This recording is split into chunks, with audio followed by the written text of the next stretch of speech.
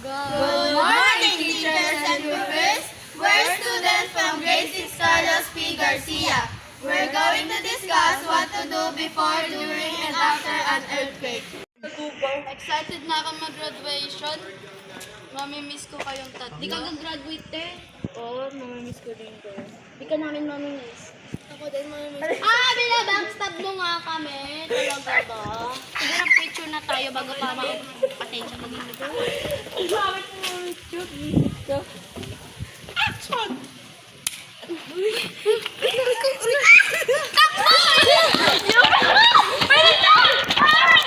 Before an earthquake, first we need to prepare at secure our emergency kit, which includes inside it drinking water, pantry foods, stock supply of medicines, copies of important documents, flashlight, extra batteries, extra money, band-aids, whistle, tissue, power radio, emergency kit or first aid kit.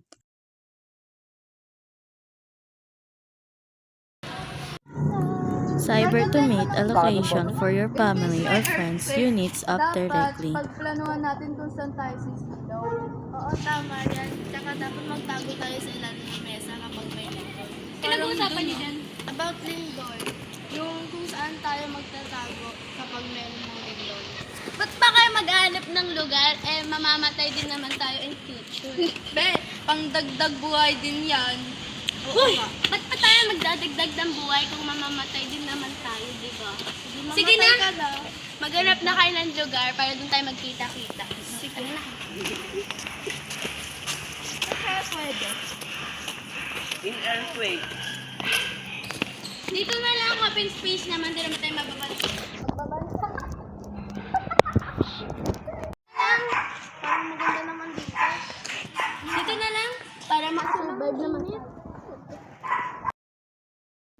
Avoid placing heavy objects such as shelves and picture frames on walls where they could fall to a location where your family or friends is. Joint earthquake drills. natin sa science? Hindi pa nga eh. Ikaw ba?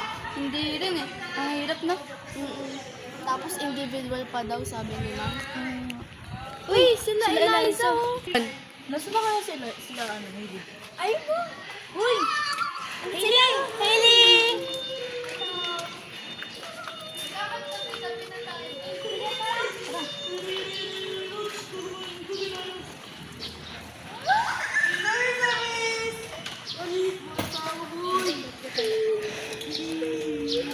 Ano na yung lesson nyo sa science? Oo nga. Planets na kami.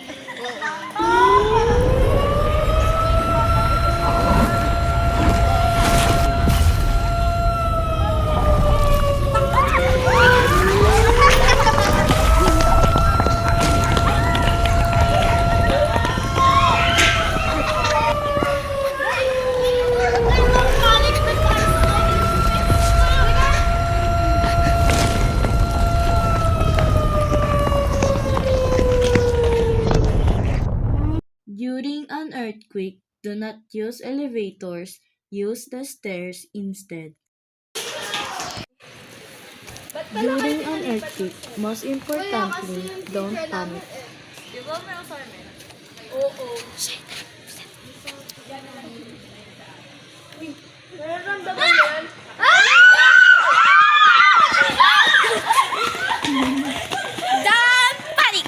After an earthquake, go to your family or friends' meeting location. Check for injuries to others by the citizens.